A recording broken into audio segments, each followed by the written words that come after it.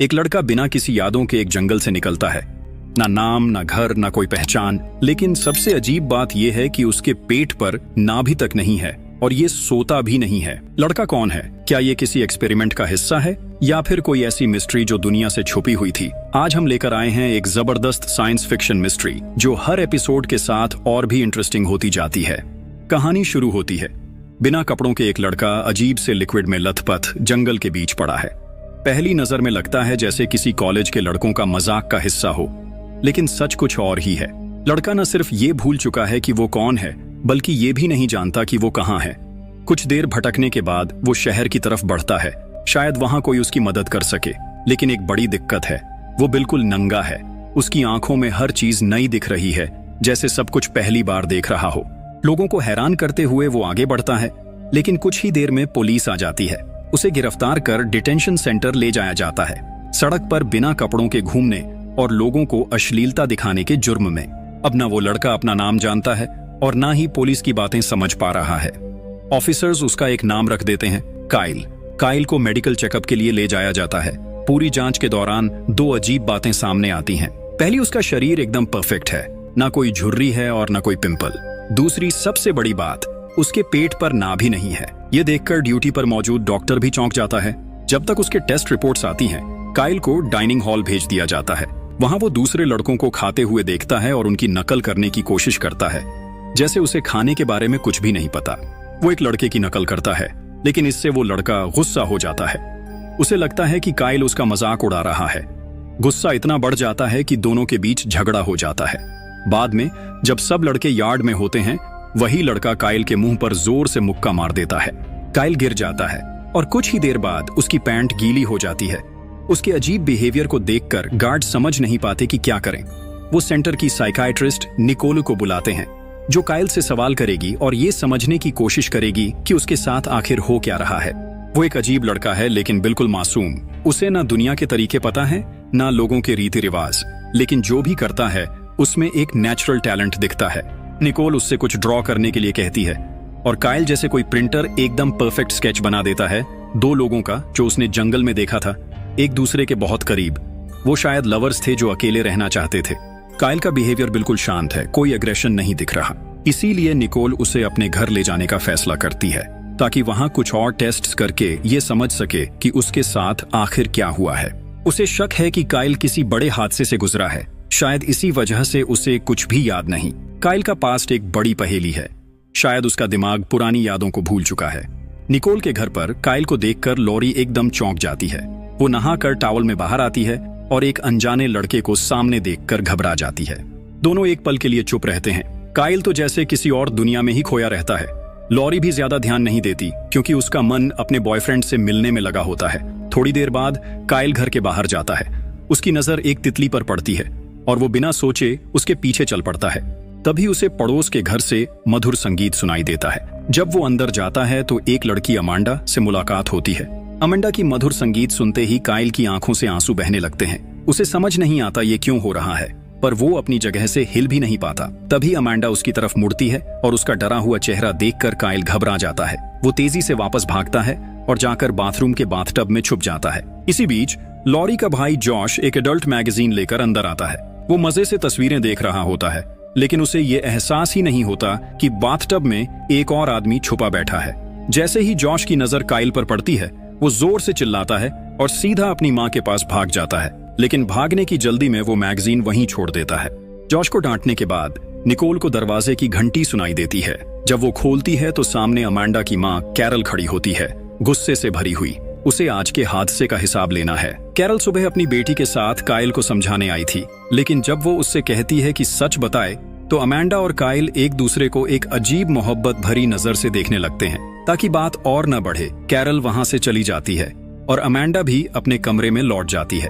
उसी रात जब स्टीफन वापस आता है तो निकोल उससे काइल से मिलवाती है और बताती है कि ये कुछ दिन यहाँ रुकने वाला है। रात के खाने के दौरान एक अजीब लेकिन हैरान करने वाली बात होती है। काइल पहली बार बोलता है, पर जो शब्द उसके मुंह से निकलते हैं वो काफी बदतमीजी से भरे होते हैं, बिल्कुल वैसे ही जो उसने डिटेंशन सेंटर के लड़कों से सुने थे। फिर बिना सोचे समझे वो वही बातें दोहराने लगता है जो लॉरी अपने बॉयफ्रेंड से फोन पर कह रही थी। पूरे घर में सन्नाटा छा जाता है और सबको एक झटका लगता है जब पता चलता है कि लॉरी अपने बॉयफ्रेंड के साथ भागने वाली थी, वो भी बिना माँ बाप की मर्जी के। निकोल के दोनों बच्चों का गुस्सा काइल पर अभी भी बरकरार था, लेकिन रात बिना किसी और हादसे के खत्म हो गई। अगली सुबह निकोल काइल को अपने ऑफिस ले जाती है ताकि उसकी काउंसलिंग जारी रख सके। जॉश भी मौका देखकर काइल को सवालों की एक लिस्ट दे देता है जो उसे स्कूल के लिए हल करनी थी। लेकिन जब काइल बिना किसी दिक्कत के सारे सवालों के सही जवाब दे देता है तो जॉश और निकोल दोनों हैरान रह जाते हैं। अब ये साफ हो जाता है कि काइल न तो बेवकूफ है और न ही उसकी समझ में कोई कमी है, बल्कि उसकी अजीब हरकतों के पीछे कोई और गहरा राज छुपा है। जब काइल का आईक्यू टेस्ट का रिजल्ट आया तो सबके होश उड़ गए। उसका स्कोर 400 था। ये देखकर डॉक्टर्स ने और टेस्ट्स करने का फैसला किया। जब उन्होंने काइल का MRI स्कैन किया तो पता चला कि उसका दिमाग इंसानों से कई गुना ज्यादा डेवलप हो चुका है। उसकी ब्रेन एक्टिविटी इतनी तेज थी कि या तो वो एक एलियन हो सकता था या एक इंसानी रोबोट। रात को निकोल काइल को वापस घर ले आई और जॉश के साथ रूम शेयर करने को कहा। जॉश को यह बिल्कुल पसंद नहीं आया, लेकिन कंप्लेन करता तो उसका अपना पनिशमेंट और बढ़ जाता। रात के बीच जब सब सो रहे थे, काइल ने दरवाजा खुलते सुना। उसने देखा कि लॉरी चुपके से घर से निकल रही थी। क्यूरियस होकर काइल उसके पीछे चल पड़ा और देखा कि लॉरी एक पार्टी में पहुंच चुकी थी। वहां का माहौल देखकर काइल भी उसमें बह गया और जल्दी ही नशे में धुत हो गया। ज्यादा पीने की वजह से उसे उल्टी हो गई, लेकिन क्योंकि उसे शर्म का कोई एहसास नहीं था, वो बिना किसी फिक्र के पार्टी कंटिन्यू करता रहा। लेकिन तभी वहां पुलिस आ गई। एक ऑफिसर लॉरी को ले जाने की कोशिश करता है, लेकिन तभी काइल बीच में आ जाता है। उसका चेहरा अजीब सा हो जाता है और वो सांप जैसा आवाज निकालने लगता है। ये देखकर सब हंसने लगते हैं, लेकिन जब ऑफिसर उस पर हाथ डालने की कोशिश करता है तो काइल तुरंत हट जाता है। ऑफिसर गुस्से में अपना डंडा निकालता है ताकि काइल को सबक सिखा सके, लेकिन काइल न सिर्फ उसके वार से बचता है बल्कि उसे ऐसे शर्मिंदा करता है कि सब जोर जोर से ताली बजाने लगते हैं। ऑफिसर बेइज्जती सह नहीं पाता और हार मानकर वहां से चला जाता है। उस रात काइल लॉरी को सेफली घर ले आता है। अगले दिन वो अपनी गलतियां सुधारने की कोशिश करता है और पूरी फैमिली का दिल जीतने लगता है। सबसे पहले वो स्टीफन का कंप्यूटर रिपेयर करता है और उसके वो इंपॉर्टेंट डॉक्यूमेंट्स वापस दिला देता है जो वो महीनों पहले खो चुका था। फिर वो जॉश का रूम साफ करता है और उसकी पसंद की एक नई मैगजीन भी ले आता है। इन छोटी छोटी चीजों से काइल ने धीरे धीरे पूरे घर का प्यार जीत लिया। निकोल ये देखकर सोचती है कि जब तक उसके पास्ट का राज नहीं खुलता तब तक वो उसे टेम्पोरेरीली अडॉप्ट कर सकती है। लेकिन एक अजीब बात ये थी कि काइल रातों को सोता नहीं था। उसका बिहेवियर और भी अजीब होने लगा। वो रातों को बिना नींद के कराटे प्रैक्टिस करता रहता, बिना किसी थकान के। और सबसे अजीब बात, जो भी चीज हाथ लगती बिना सोचे समझे खा लेता, चाहे वो कच्चा हो या पका हुआ। एक दिन जब काइल यार्ड में था, एक वैन वाला आदमी उस पर नजर रख रहा था। पहले तो काइल ने इग्नोर किया, लेकिन धीरे धीरे उसे हर जगह वही आदमी दिखने लगा। अब ये क्लियर हो चुका था, कोई उस पर नजर रखे हुए है। कुछ दिनों बाद निकोल काइल को एक डॉक्टर के पास ले गई, लेकिन जैसे ही डॉक्टर ने रिपोर्ट्स देखी वो हैरान रह गया। काइल का बॉडी बिल्कुल नया लग रहा था, जैसे उसने कभी कोई चोट भी ना खाई हो। उसके दांत भी एकदम नए थे, बिना किसी कैविटी या डैमेज के। और सबसे शॉकिंग बात, उसका ब्रेन एक्टिविटी एक नॉर्मल इंसान से कई गुना ज्यादा था। डॉक्टर के पास इसके लिए कोई एक्सप्लेनेशन नहीं थी। उस रात डॉक्टर्स ने काइल को नींद की गोली दी ताकि वो आराम से सो सके, लेकिन छुपा हुआ राज तब सामने आया। नींद की गोली खाने के बाद भी काइल पूरी रात जागता रहा। इस बार वो अपने कमरे में नहीं बल्कि यार्ड में था, बस आसमान के तारे देख रहा था। स्टीफन को लगा कि शायद काइल के पास एक्स्ट्रा एनर्जी है जो खर्च करनी चाहिए, इसलिए उसने डिसाइड किया कि वो काइल को रनिंग पर ले जाएगा। स्टीफन एक समय पर खुद एक रनर था और उसे यकीन था कि वो काइल को थका सकता है, लेकिन स्टीवन का आइडिया उल्टा पड़ गया। काइल किसी ओलंपिक एथलीट की तरह दौड़ रहा था और अंत में थकने वाला स्टीवन खुद था, काइल नहीं। थकान और गुस्से के मारे स्टीवन वापस घर जाता है और निकोल से बहस करने लगता है। स्टीवन ने कहा कि काइल इंसान नहीं है और उसे वापस उस जगह जाना चाहिए जहां से वो आया है। ये बातें काइल ने खुद सुनी। इससे उसका दिल टूट गया और वो बिना किसी को बताए घर से भाग गया। स्टीफन ने हर जगह उसे ढूंढने की कोशिश की, लेकिन काइल कहीं नहीं मिला। पुलिस को भी कॉल किया गया, लेकिन उन्होंने कहा कि जब तक 24 घंटे नहीं होते वो कुछ नहीं कर सकते। रात को निकोल को अपने बेड के पास वाली टेबल पर काइल के बनाए कुछ ड्राइंग्स मिली। उनमें एक जगह बनी थी जिसे निकोल पहचानती थी। बिना वक्त गवाए स्टीफन और निकोल टॉर्चेस लेकर वुड्स की तरफ निकल पड़े। आखिरकार उन्हें काइल वहीं मिल गया, वही जगह, वही तरीका, बस तारे देखते हुए खड़ा था, जैसे अपने घर को याद कर रहा हो। घर वापस आने के बाद स्टीफन ने अपनी गलती मानी और काइल से माफी मांगी। उसने उसे गर्म पानी से नहाने का प्रस्ताव दिया। वहीं जब काइल ने पहली बार रेडियो सुना, उसके सिग्नल्स के बीच आने वाली व्हाइट नॉइज ने उसे शांत महसूस करवाया और उस रात पहली बार इतने दिन बाद काइल को नींद आ गई। अगले दिन कहानी एक नए मोड़ पर आ जाती है। पुलिस का एक फोन आता है निकोल के लिए। उनका कहना था कि उस जगह के पास जहां काइल मिला था, एक इंसानी ढांचा पाया गया है। ये सुनकर निकोल चौंक जाती है। पुलिस का कहना था कि काइल एक कातिल भी हो सकता है, इसलिए उससे संभल कर रहने की जरूरत है। एजेंट टेलर ने निकोल को बताया कि जो हड्डियां मिली हैं, उनमें किसी तेजी से जलने वाले पदार्थ का इस्तेमाल हुआ है, मतलब मौत रीसेंट है। साथ ही कुछ स्किन सैंपल्स भी मिले हैं जिन्हें एनालाइज किया जा रहा है। टेलर काइल से तुरंत सवाल जवाब करना चाहता था, लेकिन निकोल किसी तरह बात टाल देती है, कम से कम तब तक जब तक काइल उठ नहीं जाता। अगली सुबह जैसे ही काइल उठता है, वो टीवी देखने की कोशिश करता है, लेकिन एंटेना खराब होती है। बिना किसी देरी के वो सीधे छत पर चढ़ जाता है और एंटेना को रिपेयर कर देता है। लेकिन जैसे ही वो नीचे आने लगता है, वो छत से कूद जाता है और ये सब कुछ अमांडा अपनी आंखों से देख लेती है। अमांडा ये सब देखकर घबरा जाती है। वो सोचती है कि काइल छत से गिरकर चोटिल हो गया होगा, इसलिए उसका ध्यान भटक जाता है और उसकी कार कंट्रोल से बाहर हो जाती है। गाड़ी सीधा जाकर कचरे के बड़े डिब्बे से टकरा जाती है। तभी काइल बिना किसी चोट के उसके सामने आ जाता है। अमांडा ये देखकर और भी ज्यादा हैरान हो जाती है, क्योंकि उसने अपनी आंखों से देखा था कि काइल काफी ऊंची जगह से गिरा था, लेकिन उस पर एक भी खरोंच नहीं थी। कैरल, जो पहले ही काइल को पसंद नहीं करती थी, गुस्से में आ जाती है। उसके लिए गाड़ी का डैमेज ज्यादा बड़ी बात थी। गुस्से से वो अमांडा को धमकाती है कि उसका ड्राइविंग लाइसेंस वापस ले लेगी, लेकिन तभी काइल आगे बढ़कर सारी गलती अपने सर ले लेता है। ये देखकर कैरल और भी ज्यादा गुस्से में आ जाती है और चीख पड़ती है, मेरी बेटी से दूर रहो। उसी रात स्टीवन घर लौटता है और निकोल से अकेले बात करने को कहता है। वो बताता है कि पुलिस ने एक और चौंकाने वाली बात बताई है। जिस दिन काइल मिला था, उसी दिन एक आदमी भी लापता हो गया था। अब निकोल और स्टीफन और ज्यादा बेचैन हो जाते हैं, लेकिन जो भी हो, उन्हें ये नहीं पता कि उनकी सारी बातें एक और इंसान सुन रहा है। वही आदमी जो दिन भर काइल का पीछा कर रहा था। वो एक रिमोट माइक्रोफोन के जरिए उनका पूरा कॉन्वर्सेशन सुन रहा था। अगले दिन सुबह निकोल जब लड़कों का रूम साफ कर रही होती है, तो उसे काइल के बनाए हुए कुछ ड्राइंग्स मिलते हैं। इन ड्राइंग्स में एक पैटर्न होता है। जब वो उन्हें ध्यान से देखती है और साथ में जोड़ती है, तो उसे एक सिंबल दिखाई देता है, वही सिंबल जो क्राइम सीन पर मिला था। अब ये कंफर्म हो जाता है कि काइल वहां मौजूद था और हो सकता है कि उसका कोई कनेक्शन हो। दूसरी तरफ अमांडा ने लाइफगार्ड की नौकरी ले ली है। काइल, जो उसे पसंद करने लगा है, उसका ध्यान खींचने के लिए स्विमिंग पूल में जंप करने का प्लान बनाता है ताकि अमांडा उसे बचा सके, लेकिन छोटी सी गड़बड़ हो जाती है। लोग उस पर हंसने लगते हैं। उसका प्लान एक बड़े शर्मिंदगी में बदल जाता है। उसी दिन शाम को अमांडा निकोल के घर आती है ये देखने के लिए कि क्या काइल ठीक है। निकोल उसे अंदर आने देती है, लेकिन जब अमांडा उसके रूम में जाती है तो पता चलता है कि काइल वहां नहीं है। उसी वक्त अमांडा को काइल के सारे ड्रॉइंग्स दिख जाते हैं जो उसने उसके बनाए थे। ये देखकर उसे लगता है कि काइल उससे कुछ ज्यादा ही ऑब्सेस्ड है। लेकिन अगले दिन अमांडा फिर से काइल को पूल में देखती है। इस बार वो उससे मदद मांगता है ताकि वो स्विमिंग सीख सके। कुछ बेसिक टिप्स मिलने के बाद काइल पानी में इस तरीके से तैरने लगता है जैसे कोई एक्वामैन हो। ये देखकर सब चौंक जाते हैं और अमांडा भी हैरान रह जाती है। वहीं से अमांडा उसे इनवाइट करती है कि जब उसके पेरेंट्स घर पर न हो तो वो दोनों साथ टाइम स्पेंड कर सकते हैं। जब दोनों उसके घर पहुंचते हैं तो अमांडा अपने फादर के कुछ ड्राइंग्स निकालती है जो हाल ही में गुजर चुके हैं। हैरानी की बात यह थी कि उनके ड्राइंग्स और काइल के बनाए गए स्केचेस एक जैसे लग रहे थे। यही वजह थी जो अमांडा ने उसे वहां बुलाया था। बाद में काइल ने सोचा कि वो अमांडा के लिए एक खूबसूरत गिफ्ट बनाएगा। उसने अपने और अमांडा के फादर के आर्ट स्टाइल को मिलाकर एक कमाल का पोर्ट्रेट बनाया। अब बस उसे हिम्मत जुटाकर ये गिफ्ट अमांडा को देना था। उसी शाम एक पार्टी में जहां वो अमांडा से मिलने वाला था, उसका प्लान बिल्कुल बिगड़ गया। अमांडा पार्टी में अपने बॉयफ्रेंड चार्ली के साथ आई, जो काइल के लिए एक बड़ा झटका था।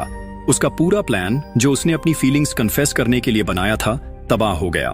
उस रात घर वापस आकर काइल बहुत उदास था। वो बस एक ही चीज सोच रहा था, वो कौन है, क्यों उसकी यादों में सिर्फ वो जंगल और तारे हैं। अगले दिन निकोल ने उसे बताया कि उसने एक दोस्त को बुलाया है जो हिप्नोसिस के जरिए उसकी यादों को जानने की कोशिश करेगा। काइल इस बात पर तैयार हो गया और सेशन शुरू हो गया। हिप्नोसिस के दौरान काइल अपने दिमाग में उस रात के जंगल के सीन में वापस पहुंच जाता है। वहां वो वही आदमी देखता है जो हमेशा उसका पीछा कर रहा था। ये आदमी किसी दूसरे शख्स से लड़ रहा था। फिर अचानक वो आदमी उस दूसरे आदमी पर गोलियां चला देता है और भाग जाता है। तभी काइल उसका नाम पुकारता है, टॉम फॉस। ये नाम सुनते ही निकोल का दिमाग घूम जाता है। उसे याद आता है कि जब वो पुलिस स्टेशन गई थी तब उसने ये नाम सुना था। टॉम एक नया ऑफिसर है जो कुछ ही दिन पहले इस शहर में आया है। ये बात और भी ज्यादा सवाल उठाती है। निकोल काइल से कहती है कि जो भी उसने देखा उसका एक स्केच बनाए। काइल बिना किसी गलती के एक परफेक्ट पोर्ट्रेट बना देता है और उस आदमी का चेहरा साफ साफ दिख रहा था। कुछ दिन बाद वही चेहरा अखबार में छपता है। उस आदमी का नाम फेल्डमैन था, एक यूनिवर्सिटी प्रोफेसर जो ह्यूमन मेमोरी का एक्सपर्ट था। अब ये कंफर्म हो गया था कि जंगल में मिले हड्डियां फेल्डमैन की ही थीं। अब सवाल ये था, फेल्डमैन का काइल से क्या कनेक्शन है? इसका जवाब ढूंढने के लिए काइल यूनिवर्सिटी जाने का फैसला करता है। यूनिवर्सिटी पहुंचने के बाद एक बड़ा सरप्राइज उनका इंतजार कर रहा होता है। जैसे ही काइल एक फोटो देखता है जिसमें फेल्डमैन के स्टूडेंट्स दिख रहे होते हैं, उसका दिमाग हिल जाता है। उसी फोटो में एक लड़का खड़ा है जो और कोई नहीं बल्कि खुद काइल है। लेकिन जब फेल्डमैन की असिस्टेंट हॉली से पूछा जाता है तो उसे काइल के बारे में कुछ भी याद नहीं आता। वो कहती है कि उसने सालों तक प्रोफेसर के साथ काम किया है लेकिन उसने कभी भी काइल को नहीं देखा। काइल उसे फोटो दिखाता है। हॉली थोड़ी कंफ्यूज्ड लगती है लेकिन फिर भी वो मान जाती है कि काइल के साथ कुछ मेमोरी टेस्ट्स किए जाएं। और यहाँ एक और शॉकिंग बात सामने आती है, काइल हर एक टेस्ट में 100% स्कोर करता है। हॉली हैरान रह जाती है, ऐसा पहली बार हुआ था। एक्साइटमेंट में वो बताती है कि फेल्डमैन की रिसर्च इंसानी दिमाग की लिमिट्स को तोड़ने के बारे में थी। इंसान सिर्फ अपने दिमाग का 10% ही यूज करता है, लेकिन फेल्डमैन ये प्रूव करना चाहते थे कि अगर किसी तरह पूरा दिमाग एक्टिवेट किया जाए तो इंसान क्या कुछ नहीं कर सकता। और अब एक बात पक्की थी, काइल इस रिसर्च का जीता जागता सबूत था और हो सकता है कि इसी वजह से फेल्डमैन की जान ली गई हो। हॉली उन्हें फेल्डमैन की विडो के पास ले जाती है जो उन्हें उसके कुछ पुराने डॉक्यूमेंट्स देखने की परमिशन देती है। वहां काइल और लॉरी एक और चौंकाने वाली डिस्कवरी करते हैं, कुछ ड्राइंग्स जिनमें वही मिस्टीरियस सिंबल बना होता है जो क्राइम सीन पर मिला था। लेकिन इसके अलावा एक और बात उनका ध्यान खींच लेती है, कई जगह एक ही नंबर बार बार लिखा गया है। उन्हें लगता है कि ये कोऑर्डिनेट्स हो सकते हैं। ये जानने के लिए कि ये नंबर किस जगह को रिप्रेजेंट करते हैं वो इंटरनेट पर रिसर्च करना शुरू करते हैं। तभी स्टीफन का फोन आता है। वो चिंता में उनसे पूछता है कि वो लोग कहाँ हैं। लॉरी अपने फादर से रिक्वेस्ट करती है कि वो इन कोऑर्डिनेट्स की सच्चाई पता करें। कुछ मिनट्स बाद स्टीफन वापस कॉल करता है। जो उसने बताया उसने सबके होश उड़ा दिए। ये कोऑर्डिनेट्स एक गवर्नमेंट फैसिलिटी के हैं जो मिलिट्री के कंट्रोल में है। मतलब ये सिर्फ एक आम जगह नहीं बल्कि एक बहुत ही सीक्रेट और हेविली गार्डेड फैसिलिटी है। इसका सच जानने के लिए फेल्डमैन के एक स्टूडेंट डेक की मदद से काइल फैसिलिटी के बिल्कुल किनारे तक पहुंच जाता है। वहां से काइल अकेला आगे बढ़ने का फैसला करता है। वो सिक्योरिटी फेंस के ऊपर से जंप करता है। एक मास्क पहना आदमी उस पर अटैक कर देता है, लेकिन यहाँ उसके रातों की कराटे प्रैक्टिस काम आती है। काइल अपना डिफेंस करता है और उस आदमी का मास्क उतार देता है। जो चेहरा सामने आता है वो उसके होश उड़ा देता है। ये वही आदमी है जिसे उसने पहले भी देखा था। काइल को याद आता है कि यही आदमी उस रात वहां था जब गोलियां चली थीं। लेकिन टॉम फॉस जो सबको एक आम आदमी लग रहा था असल में कुछ और ही था। वो काइल से कहता है, अगर तुम जिंदा रहना चाहते हो तो भरोसा रखो, टॉम फॉस कोई आम इंसान नहीं है। वो वार्न करता है, अगर काइल अपने पास्ट के बारे में ज्यादा जानने की कोशिश करेगा तो उसकी नए परिवार की जान खतरे में आ सकती है। हर कदम जो तुम सच्चाई जानने के लिए उठाओगे वो तुम्हारे अपनों के लिए मौत का बुलावा बन सकता है। जाने से पहले टॉम फॉस एक आखिरी वार्निंग देता है, अगर तुमने अपनी तलाश नहीं छोड़ी तो वो लोग तुम्हारे पूरे परिवार को खत्म कर देंगे। उस मोमेंट पर काइल डिसाइड करता है कि उसे टॉम की बात मान लेनी चाहिए। वो तुरंत वहां से भाग जाता है, अपनी तलाश को यहीं रोकने का फैसला करते हुए। लेकिन अब बहुत देर हो चुकी थी। गवर्नमेंट स्टेशन के कैमरास ने काइल को देख लिया था और एक एजेंट ने उसका जिक्र एक्स प्रोजेक्ट के नाम से किया। जैसे ही निकोल घर लौटी उसने तुरंत काइल को हॉस्पिटल ले जाने का फैसला किया ताकि उसकी चोटों का इलाज हो सके। लेकिन हॉस्पिटल पहुंचते ही एक अनजान कपल वहां आता है जो दावा करता है कि वो काइल के असली माँ बाप हैं। वो लोग कहते हैं कि वो अपने बेटे को लेने आए हैं। उनके पास तस्वीरें, डॉक्यूमेंट्स और सबूत हैं जो ये साबित करते हैं कि वो सच में काइल के बायोलॉजिकल पेरेंट्स हैं। डीएनए टेस्ट भी कंफर्म करता है कि काइल उन्हीं का बेटा है। लेकिन काइल को कुछ सही नहीं लग रहा। वो निकोल और अपने नए परिवार को छोड़ने से इनकार कर देता है। उसी रात काइल टॉम फॉस के पास जाता है। वो उससे सच जानना चाहता है, ये लोग यहीं अभी क्यों आए? और सबसे बड़ा सवाल, क्या यही वो लोग हैं जिनके बारे में टॉम ने वार्न किया था? टॉम घुमा फिरा के बात नहीं करता। वो सीधा काइल को एक सच बताता है, हाँ ये लोग वही हैं। ये लोग डीएनए एविडेंस को आसानी से मैनिपुलेट कर सकते हैं। पर टॉम ये भी कहता है कि अगर काइल सच्चाई जानना चाहता है तो उसे एक सुरक्षित जगह चलना होगा।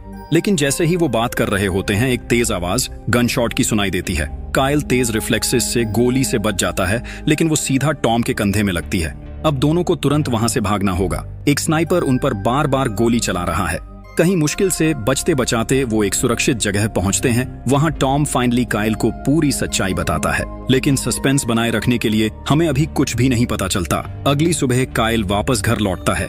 वो अपने सो कॉल्ड बायोलॉजिकल पेरेंट्स से मिलता है और कुछ अजीब कह देता है। वो कहता है, मुझे सब याद आ गया है, अब मुझे पता है कि तुम लोग सच बोल रहे हो। और सबको शॉक करते हुए वो कहता है कि वो उनके साथ घर जाने को तैयार है। काइल अपनी अडॉप्टिव फैमिली से अलविदा कहता है और अपने बायोलॉजिकल पेरेंट्स के साथ चला जाता है। लेकिन जल्द ही सच सामने आता है, ये लोग असल में एक्टर्स हैं जिन्हें टॉम ने हायर किया था। अब वो लोग एक सीक्रेट ऑपरेशन सेंटर की तरफ जा रहे हैं जहां काइल को पूरी सच्चाई पता चलने वाली है। वहां उसकी मुलाकात एडम से होती है जो एक बड़ा खुलासा करता है, तुम असल में एक क्लोन हो। काइल शॉक हो जाता है। एडम समझाता है कि प्रोफेसर फेल्डमैन ने एक ऐसी टेक्नोलॉजी डेवलप की थी जो इंसानों की कैपेबिलिटीज बढ़ाने के लिए थी, लेकिन उसने ये टेक्नोलॉजी गवर्नमेंट को बेच दी और इसी वजह से अब ये एक जंग बन चुकी है। फिर एडम एक और बड़ी सच्चाई बताता है, काइल उसी का क्लोन है। एडम एक बिलियनियर है जो हमेशा जिंदा रहने का तरीका ढूंढ रहा था और चाहता था कि ह्यूमैनिटी अपनी लिमिट्स को पार करे, लेकिन अब उसकी लड़ाई गवर्नमेंट के साथ हो रही है। और सबसे बड़ा झटका, काइल सिर्फ अकेला एक्सपेरिमेंट नहीं है, उसका फादर प्रोजेक्ट XX अभी गवर्नमेंट के कब्जे में है और उसका गैस स्टेशन स्टेज कंप्लीट होने वाला है। अब और भी ज्यादा परफेक्टेड क्लोन्स तैयार हो रहे हैं जो टेक्नोलॉजी पर कब्जा करने के लिए एक जंग शुरू करने वाले हैं। इस सब के बीच काइल को एक नए मिशन पर भेजा जा रहा है। अब वो एडम के ऑर्डर्स के नीचे एक टीम का लीडर बन चुका है और इसी के साथ ये पहला सीजन खत्म होता है।